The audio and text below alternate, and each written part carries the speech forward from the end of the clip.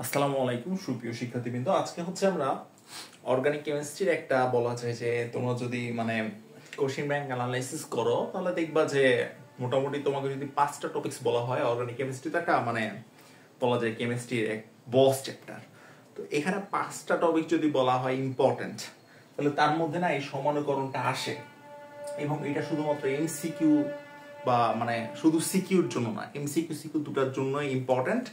এবং এটা না একাডেমিকেও যেমন ইম্পর্টেন্ট, অ্যাডমিশনও ঠিক তেমনি ভাবে ইম্পর্টেন্ট। কিন্তু সমস্যাটা হচ্ছে আমরা সাপোজ ধরো যে আমরা যখন পড়ি তখন আমরা হচ্ছে সমানুকরণের ডেফিনেশন বললাম, প্রকার ভেদের মধ্যে বিভিন্ন ধারণা নিলাম, কিন্তু সমস্যাটা হচ্ছে কোশ্চিন কি আসে সেটা আমরা না দেখি না, বা হচ্ছে কোশ্চিন ব্যাংক সলভ করতে যে বিভিন্ন প্রবলেম হয়।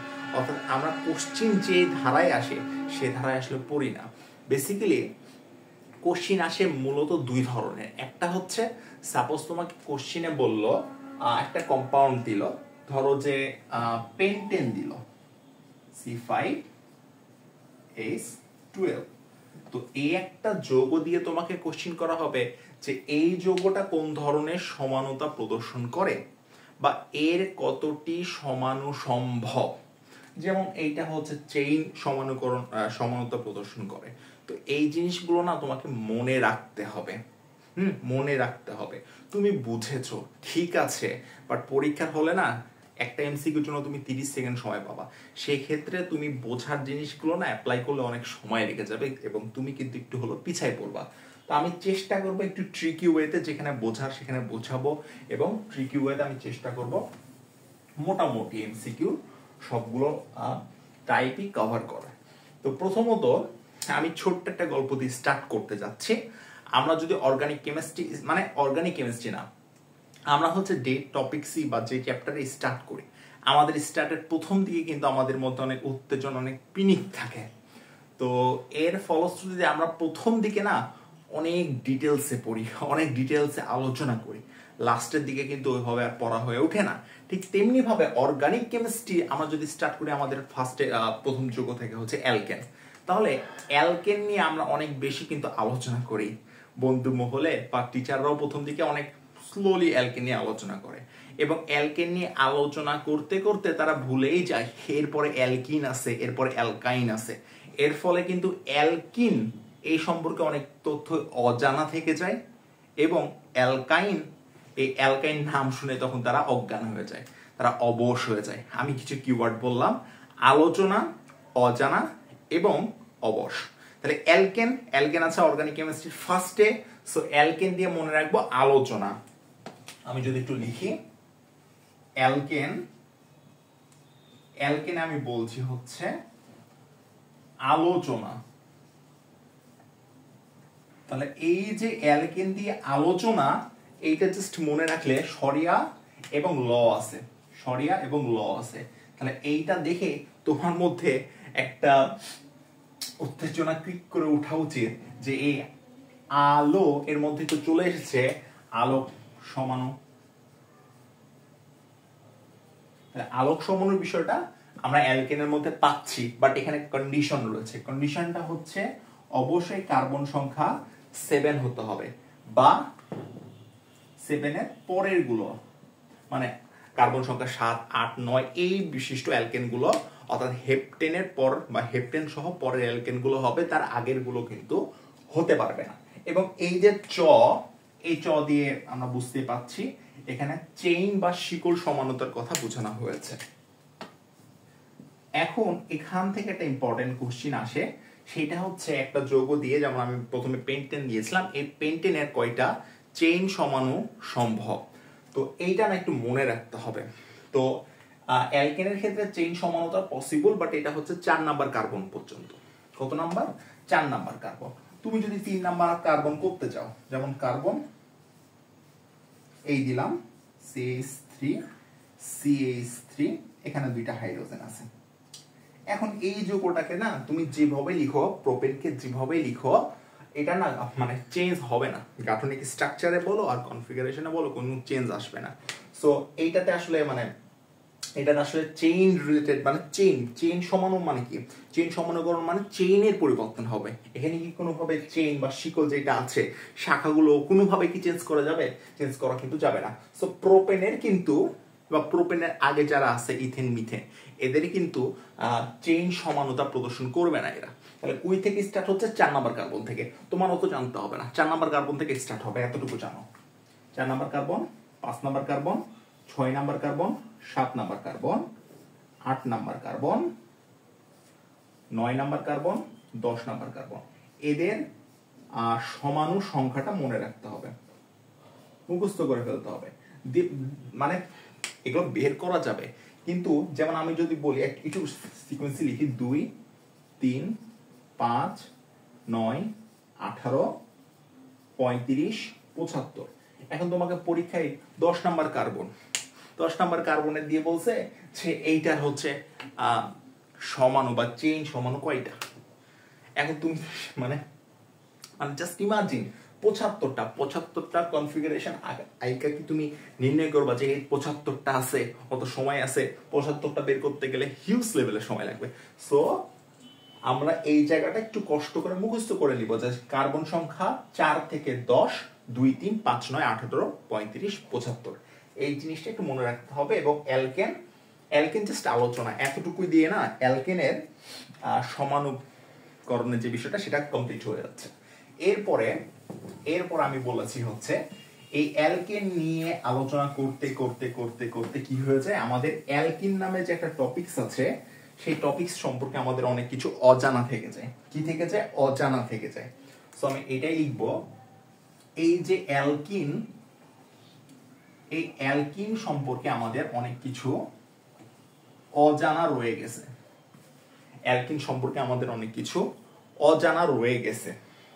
এই যে সরিয় দেখে বুঝতে পারছো যে এখানে অবস্থান সমানুতার কথা বলা হয়েছে, বর্গীয় জ দিয়ে তোমরা বুঝতে পারছো এখানে জ্যামিতিক সমানুতা অর্থাৎ ট্রান্সসিসে যে সমানুতার বিষয়টা আছে ওইটা বোঝানো হয়েছে। তাহলে এখানে অবস্থান রিলেটেড সমানুকরণ আর এখানে হচ্ছে জ্যামিতিক সমানুকরণের বিষয়টা ফুটে উঠেছে। তো অবস্থান সমানু মানে হচ্ছে কার্যকরী যে মূলক, এটা তো কার্যকরী মূলক হচ্ছে ওই ডাবল বন্ডটা, তো ডাবল বন্ডের চেঞ্জ হচ্ছে আর কি। তো এটা হচ্ছে সমানুকরণ। তো এখানে আসলে ওইভাবে কোশ্চেন আসে না যে এর কয়টা সমানু পসিবল। আর জ্যামিতিকের ক্ষেত্রে অবশ্যই সেটা অ্যালকিন হওয়া পসিবল না, সেটাকে অবশ্যই মানে অ্যালকিনও হইতে পারে, তবে বেশিরভাগ ক্ষেত্রে না প্রতিস্থাপিত অ্যালকিন হয়। প্রতিস্থাপিত অ্যালকিন বিষয়টা কেন বলছি, কারণ জ্যামিতিক যে সমানুকরণের বিষয়টা আছে যারা ডিটেলসে পড়েছো তারা দেখবা যে হচ্ছে কার্বনের যে দ্বিবন্ধনের যে তলটা আছে সেই বরাবর না মুক্ত আবর্তন থাকা যদি পসিবল না হয় তাহলে তারা জ্যামিতিক সমানতা প্রদর্শন করবে। যেমন আমি সাপোজ এই কার্বনে আমি এ বি দুইটা মূলক দিয়েছি, এখানে এটা ঠিক আছে, বাট এখানে আমি সি দিলাম, এখন এই দুইটা সমান হয়ে গেছে। এখন এরা যদি ঘুরে তাহলে এদের কি কনফিগারেশনে চেঞ্জ হয়েছে? চেঞ্জ হয় নাই। তাহলে এইটা কি আমার জ্যামিতিক সমানতা প্রদর্শন করবে না। অর্থাৎ কার্বনের সাথে এই দুইটা মূলককে অবশ্যই ভিন্ন হতে হবে, তাহলে সে জ্যামিতিক সমানতা প্রদর্শন করবে। তুমি মুখস্থ করে গেলা অ্যালকিন অজানা, তাহলে কিন্তু এই জায়গাতে ভালো মতো একটা বাস খেতে পারতা, কারণ তোমার বেসিক ক্লিয়ার নাই। তোমাকে অবশ্যই বেসিক ক্লিয়ার রেখে শর্টকাটে আসতে হবে। তাহলে এই জায়গায় আমরা দেখলাম অবশ্যই কার্বনের সাথে মূলকগুলো কিন্তু এক হওয়া যাবে না, এবং অ্যালকিন অজানা সেখানে তার জ্যামিতিক বিষয়টা আছে, এইটা আমাদের একই সাথে দুইটা হয়ে গেল। এখন কি থাকছে আমাদের এই অ্যালকিনে তো অজানা আছে, কিছু তো জানতাম। এখন অ্যালকাইনে আইসা দেখছি আমি কিছুই জানি না এবং আমি আমার হাতটা অবশ হয়ে গেল। তাহলে অ্যালকাইনে কি বলছি? অ্যালকাইনে বলছি হচ্ছে হাত পা অবশ হয়ে গেল। সরিয়তে আবারও অবস্থান সমানতার বিষয় চলে আসছে, অবস্থান। আর তালে বর্ষাতে হচ্ছে শিকল সমানতার বিষয়টা। শিকল সমানতা। তো অ্যালকাইন থেকে খুব একটা ইম্পর্টেন্ট না। এবার আমি একদম বলা যায় ইম্পর্টেন্ট একটা ইয়ের মধ্যে যাচ্ছি, এবং এইটা ছন্দটা একটু অনেক মজার বলা যায়। তো অ্যালকোহল এবং ইথার, অ্যালকোহল এবং ইথার এরা কিন্তু পরস্পরের হচ্ছে কার্যকরী আর কি কার্যকরীমূলক সমানও, কারণ এদের হচ্ছে যে আণবিক সংকেতটা সেটা ঠিক থাকে, বাট কার্যকরীমূলকে চেঞ্জ হয়ে যায়। তো অ্যালকোহল এবং ইথারকে আমি এদের সমানও বিষয়টা মনে রাখাটা একসাথে আমি দিতে যাচ্ছি। তো এই যে অ্যালকোহল, তো অ্যালকোহল মানে আমাদের মাথায় চলে আসে মদের কথা। এবং আমাদের বাংলাদেশে বা ভারতে আমরা না প্রচুর পরিমাণে চা খাই, ঠিক তেমনি ভাবে আমেরিকাতে চায়ের পরিবর্তে প্রচুর পরিমাণে মদ খায় মানুষজন, মানে তাদের কাছে মদ খাওয়াটা একদম কমন বিষয়। সো এইটা যদি মনে রাখি, এই যে অ্যালকোহল, আমি বলছি অ্যালকোহল ইথার ভাই ভাই, এবং অ্যালকোহলে ওই এ বা আ যাই থাকুক এইটা আছে, এবং এখান থেকে আমরা মনে রাখবো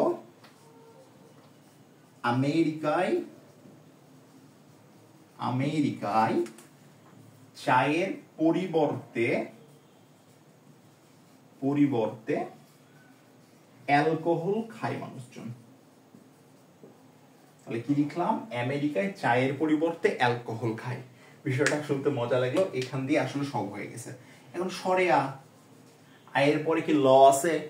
ল নাই, মানে আলোক সমানুর বিষয়টা আসবে না। কিছু কিছু ক্ষেত্রে আসে, ওইটা আসলে মানে পিওর অ্যালকোহল হয় না, যেটা আমরা মানে মনোমার যেটা বলা হয় আর কি, মানে একটা কার্যকরীমূলক থাকে, ওই রিলেটেড আসলে হয় না। সো এই সরিয়া দিয়ে আমি মূলত অবস্থান সমানুর বিষয়টা বোঝানোর চেষ্টা করছি। ম দিয়ে হচ্ছে মেটামার, ক দিয়ে হচ্ছে কার্যকরী সমাণু, এবং চ দিয়ে হচ্ছে চেইন সমাণু। তো এগুলো সম্পর্কে আমরা সবাই জানি, তো আমি আর ডিটেলসে বলছি না। তবে এখানে আরেকটা বিষয় খেয়াল রাখতে হবে, সেটা হচ্ছে মেটামার। যেহেতু অ্যালকোহল ইথার ভাই ভাই, এই জন্য আমি একসাথে ছন্দটা রেখেছি। কিন্তু মেটামারের আমরা মানে ডেফিনেশন তো জানি যে মেটামারের ক্ষেত্রে কি হয়, একটা কার্যকরী মূলকের দুই পাশে কার্বন সংখ্যা বা অ্যালকাইল মূলকের কম বেশি ঘটে, কিন্তু অবশ্যই কার্যকরী মূলকটাকে হইতে হবে দ্বিযোজ্যী, তাহলে তো দুই পাশে তার হাত থাকবে না। তাহলে অ্যালকোহলের কার্যকরী মূলক হচ্ছে OH, ইথারের হচ্ছে অক্সিজেনের দুইটা হাত। তাহলে এইখানে মেটামার কার সম্ভব? অ্যালকোহলের সম্ভব? অ্যালকোহলের সম্ভব না। তাহলে মেটামারিজম কার ঘটবে? শুধুমাত্র ইথারের ঘটবে, অ্যালকোহলের ঘটবে না, এটা খেয়াল রাখতে হবে। ওকে, তাহলে অ্যালকোহল ইথারের বিষয়টা কি আমাদের ক্লিয়ার হইলো? যে অ্যালকোহল দিয়ে মনে রাখবো অ্যালকোহল ইথার ভাই ভাই, এবং অ্যালকোহল দিয়ে মানে মাথায় রাখবো যে আমেরিকায় চায়ের পরিবর্তে কি খায়? অ্যালকোহল খায়। আতে হচ্ছে অবস্থান, মতে মেটামার, কতে কার্যকরী, মেটামার অবশ্যই ইথারের, চতে চেইন। ওকে, এইটা যদি আমাদের হয়, আমাদের অ্যালডিহাইড কিটোনটা না সহজে হয়ে যাবে। এখানে কি কি আছে আমরা একটু দেখি। অবস্থান, মেটামার, কার্যকরী, চেইন, এই চারটা সমানুতায় প্রদর্শন করে হচ্ছে অ্যালডিহাইড এবং কিটোন। একটা এক্সট্রা রয়েছে, সেই এক্সট্রাটা কি? সেইটা হচ্ছে টটোমারিজম।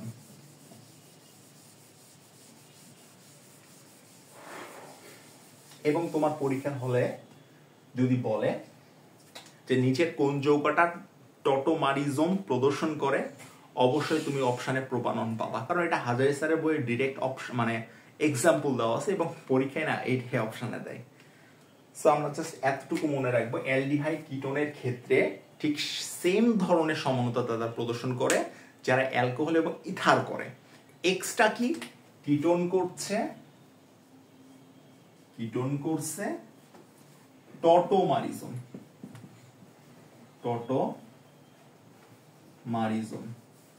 কিটোন করছে টটোমারিজম, এই যে টটো একটু মিলাইও দিলাম, টটোমারিজম প্রদর্শন করছে কিটোন। এবং যদি আরো স্পেসিফিক উদাহরণ দিই, প্রোপানন, CH3CO CH3। আসলে টটোমারিজমে 3টা শর্ত আছে, বাট 3টা শর্ত আসলে দরকার পড়ে না, কারণ অপশনে তুমি প্রোপাননই পাবা। তারপর আমি শর্তগুলো যদি বলি, টটোমারিজমে আমরা যদি দেখি, টটোমারিজম যে সকল যৌগে ঘটে অবশ্যই সেখানে কিটোন গ্রুপটা থাকতে হবে, এবং যে আলফা কার্বনটা রয়েছে সে আলফা কার্বনে অবশ্যই, আলফা কার্বন মানে হচ্ছে কার্যকরী মূলকের সাথে যে কার্বনটা ডাইরেক্টলি যুক্ত আছে, তাহলে আলফা কার্বনে অবশ্যই sp3 সংকরায়ন ঘটতে হবে। এবং আরেকটা শর্ত হচ্ছে অবশ্যই আলফা হাইড্রোজেন থাকতে হবে, অর্থাৎ আলফা কার্বনের সাথে যে হাইড্রোজেনটা আছে মানে আলফা কার্বনের সাথে অবশ্যই একটা হাইড্রোজেন থাকতে হবে, মানে বেশিও থাকতে পারে, অবশ্যই একটা অন্তত থাকতে হবে। টটোমারিজম প্রদর্শন করার জন্য অবশ্যই 3টা শর্ত লাগবে। সিও গ্রুপটা লাগবে, আলফা কার্বনে sp3 সংকরায়ন থাকতে হবে, এবং হচ্ছে আলফা হাইড্রোজেনটা থাকতে হবে। কিন্তু দিন শেষে তোমার লাগবে হচ্ছে প্রোপানন। টটোমারিজম প্রদর্শন করে কে? প্রোপানন। এই যৌগটা কোন ধরনের কি সমানতা প্রদর্শন করে? টটোমারিজম। তাহলে এইটা আশা করি ক্লিয়ার হয়েছে। এর মধ্যে দিয়ে আমাদের হচ্ছে যে যৌগ রিলেটেড সমানুকরণের যে কনসেপ্টটা ছিল সেটা ক্লিয়ার হয়ে গেছে। এখন আমাদের আলো সমানতার ক্ষেত্রে একটা কোশ্চেন আসে যে একটা যৌগ দিয়ে দিবে, সেটা আলো সক্রিয়, কিন্তু সেটার আসলে কয়টা সমানতা পসিবল। এই ক্ষেত্রে আমাদের কিছু একটা ভুল ধারণা আছে। আলোক সমানতা সেইটা হচ্ছে যে আমরা একটা সূত্র শিখি, সেটা হচ্ছে 2 to the power n। আসলে এই সূত্রটা না সব ক্ষেত্রে প্রযোজ্য না। এই সূত্রটার আসলে n দ্বারা কাইরাল কার্বন কি আমরা হয়তো জানি, মানে জানারই কথা যারা ডিটেলসে পড়েছি। কাইরাল কার্বন হচ্ছে একটা কার্বন, যে কার্বনের হচ্ছে 4টা হাত, 4টা হাতেই হচ্ছে ভিন্ন ভিন্ন কার্যকরী মূলক রয়েছে। যেমন আমি যদি 2টা স্ট্রাকচার লিখি,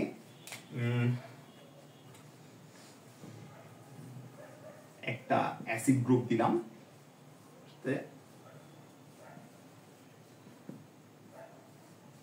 এখন এই যে একটা স্ট্রাকচার আঁকালাম, বেসিক্যালি এটা হচ্ছে একটা টার্টারিক অ্যাসিডের সংকেত, যেটা আমাদের তেঁতুলে পাওয়া যায়। তো এই টার্টারিক অ্যাসিডের এই কার্বনটা যদি খেয়াল করি, এই কার্বনের সাথে এইটা একটা হাত আছে, এই হাতে একটা অ্যাসিড গ্রুপ আছে, এখানে হাইড্রোজেন আছে, এখানে OH আছে, এবং আরেকটা হাত যুক্ত এই একটা মূলকের সাথে। এখানে 4টা হাতে কি মানে কি বলবো, 4টা হাতে কি সেম জিনিস আছে, মানে কোনো কি মিল আছে? সব 4টাই একদম ভিন্ন ভিন্ন মূলক না। তাহলে এইটাকে আমি কাইরাল কার্বন বলবো বা কাইরাল কেন্দ্র বলবো। ঠিক তেমনি ভাবে একইভাবে এটাও না কাইরাল কার্বন হচ্ছে, এই কার্বনের সাথে একটা হাইড্রোজেন, একটা OH, একটা অ্যাসিড গ্রুপ, এবং এই জিনিসটা আছে। তাহলে এখানে কি কোনো মানে সব ভিন্ন ভিন্ন না, তাহলে এইটাতে 2টা কাইরাল কার্বন আছে। তাহলে সূত্র অনুযায়ী কি হওয়া উচিত? 2 এর উপর 2 মানে হচ্ছে 4, কিন্তু এটা না ঘটবে না। আবার আমরা যদি একটু গ্লুকোজের সংকেত দেখি বা হেক্সোজের সংকেত দেখি, 6টা কার্বন থাকবে, 5, 6,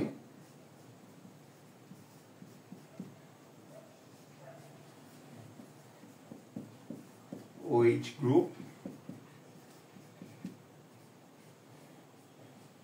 হাইড্রোজেন, এখানে হচ্ছে অ্যালডিহাইড গ্রুপ থাকবে। এখন এইটা হচ্ছে গ্লুকোজ, এইটা হচ্ছে টার্টারিক অ্যাসিড। এখন এখানে আমরা যদি কাইরাল কার্বন দেখি, এখানে হচ্ছে এগুলো কাইরাল কার্বন, কিন্তু এখানেও কাইরাল কার্বন আছে, এখানেও কাইরাল কার্বন আছে, কিন্তু এই দুইটা কনফিগারেশনের মধ্যে পার্থক্যটা কোথায়? এই পার্থক্য যে বুঝতে পারবে সে এই সূত্র সম্পর্কে ডিটেলস পড়তে পারবে। পার্থক্যটা হচ্ছে, আমরা যদি এখানে দেখি, এখানে যে কাইরাল কার্বনটা রয়েছে, মানে এইটা না এমন একটা জিনিস হয়ে গেছে, আমি যদি এই বরাবর একটা না তল করে দিই, তাহলে এই জিনিসটা না এইটার উপর পড়ে যাবে। অর্থাৎ এই কার্বন এটার উপর পড়বে, এই গ্রুপটা এটার উপর পড়বে, এই হাইড্রোজেন এটার উপর পড়বে, এই OH গ্রুপ এটার উপর পড়বে, অর্থাৎ এরা একে অপরের উপর সমপতিত হয়ে যাবে। অর্থাৎ এই কার্বন, মানে এই কার্বনের সাথে দেখি, এই কার্বনের সাথে একটা হাইড্রোজেন আছে, এই কার্বনের সাথে একটা হাইড্রোজেন আছে, এই কার্বনের সাথে একটা ওএইচ গ্রুপ আছে, এই কার্বনের সাথে একটা ওএইচ গ্রুপ আছে, এই কার্বনের সাথে একটা অ্যাসিড গ্রুপ রয়েছে, এই কার্বনের সাথে একটা অ্যাসিড গ্রুপ রয়েছে, এবং এই কার্বনের সাথে এই জিনিসটা আছে, যে সেম জিনিসটা এই কার্বনের সাথেও কিন্তু এই জিনিসটা আছে।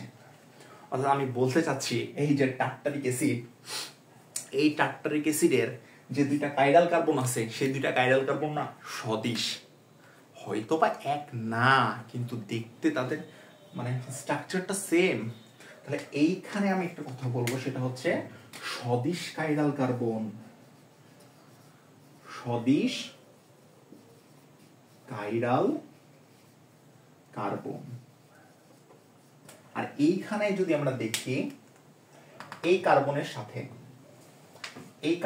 সাথে এই গ্রুপটা আছে, এইটা আছে, এইটা আছে, এবং এই জিনিসটা আছে, এই কার্বনই মিলবে না।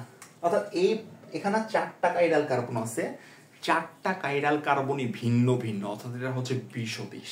তাহলে এই স্ট্রাকচারের জন্য আমি বলবো বিসদৃশ কাইরাল কার্বন বিশিষ্ট যৌগ। এবং বিসদৃশ কাইরাল কার্বন যৌগ বিশিষ্ট মানে এদের ক্ষেত্রে 2 টু দা পাওয়ার যে n সূত্রটা আমরা ইউজ করি এইটা প্রযোজ্য, 2 টু দা পাওয়ার n সূত্রটা প্রযোজ্য। আচ্ছা এই পর্যন্ত কি লেখা দেখা যাচ্ছে? দেখো তো। আচ্ছা দেখা যাচ্ছে, তাহলে সমস্যা নাই। তাহলে 2 টু দা পাওয়ার n প্রযোজ্য। আচ্ছা দেখা যাচ্ছে না, আমি এই পাশে লিখি। তাহলে এই যে বিসদৃশ কাইরাল কার্বন বিশিষ্ট যৌগের জন্য এই যে আমি সূত্রটা লিখছি 2 টু দা পাওয়ার n, এইটা প্রযোজ্য। n মানে কি? Chiral carbon. তাহলে এখানে কাইরাল কার্বন আছে কয়টা? 4টা। 2 টু দা পাওয়ার 4, তাহলে এখানে হচ্ছে 16টা। তাহলে এই যৌগের আলোক সক্রিয় সমাণু পসিবল হচ্ছে 16টা, এর মধ্যে 8টা এই একটা 8টা হবে L আর একটা হবে ডি, অর্থাৎ একটা বামাবর্তী আর একটা হচ্ছে ডানাবর্তী। 8টা হচ্ছে ডানাবর্তী, 8টা হচ্ছে বামাবর্তী, অর্ধেক হয়ে যাচ্ছে। তাহলে 2 টু দা পাওয়ার n কখন?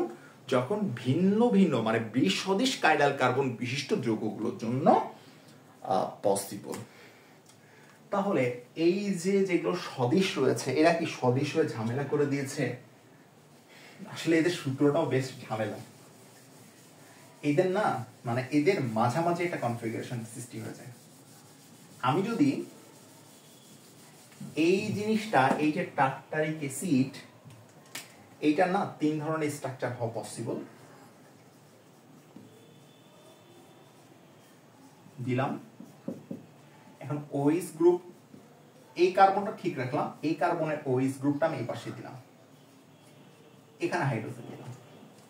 আর একটা দেওয়া পসিবল হচ্ছে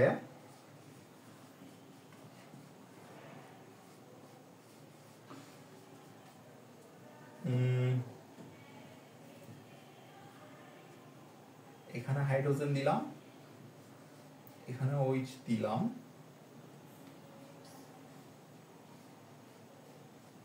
এই কি দিচ্ছি আমি,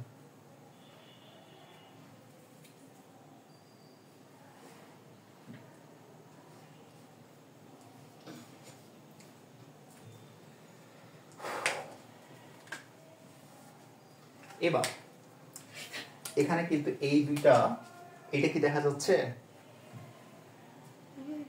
আচ্ছা এখানেও কিন্তু আমাদের 2টা করে কাইরাল কার্বন রয়েছে, কিন্তু এখানে সমস্যাটা যেটা হয়েছে, এইটা যদি দেখি আমরা, এইটা হচ্ছে যেহেতু এইটা এই দিকে আছে মানে এল বলতে পারি বামাবর্তী, এইটাকে আমরা ডি দিয়ে বলতে পারি, এটা হচ্ছে ডানাবর্তী। হ্যাঁ, ডানাবর্তী বামাবর্তী, অর্থাৎ এরা হচ্ছে একে আর একটা কি বলা যায় এনানসিওমার বলতে পারি, অর্থাৎ মানে হচ্ছে দর্পণ প্রতিবিম্ব সৃষ্টি করেছে, একটা আর একটার উপর আসলে সমাপতিত হবে না। এবং এই একটা মাঝ মানে মধ্যবর্তী একটা যৌগ পাইছি, মধ্যবর্তীতে এই যে মধ্যবর্তী মাঝামাঝি একটা টার্ম আছে, সেটাকে আমরা বলি হচ্ছে মেসো। মেসো বলতে কিন্তু মাঝামাঝি বোঝানো হয়। তো এই মাঝামাঝি যে জিনিসটা তৈরি হয়েছে, এটাতে আবার একটা মাঝামাঝি একটা তল আছে, এটাকে বলা হয় প্রতিসাম্য তল। এই তল বরাবর এরা না সমপতিত হচ্ছে, মানে একই রকম হয়ে গেছে।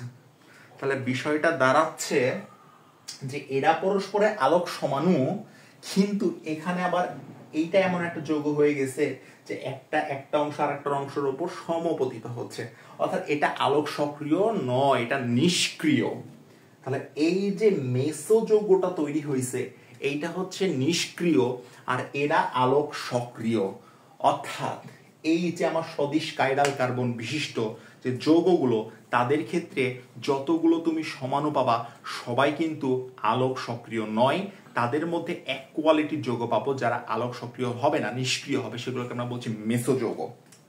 সেগুলোকে আমরা বলছি হচ্ছে মেসো যৌগ। এবং এদের ক্ষেত্রে এই সূত্র আছে, আসলে এই সূত্রটা লাগে না, মানে অনেক জটিল একটা সূত্র। এটা আমরা জাস্ট মানে এমসিকিউর জন্য মনে রাখতে পারি যে টার্টারিক অ্যাসিডের জন্য আলোক সক্রিয় হচ্ছে দুইটা যৌগ এবং মেসো যৌগ হচ্ছে একটা। তারপর সূত্রটা মানে মাথায় রাখতে পারি যে আলোক সক্রিয় হবে, আলোক সক্রিয়র জন্য হচ্ছে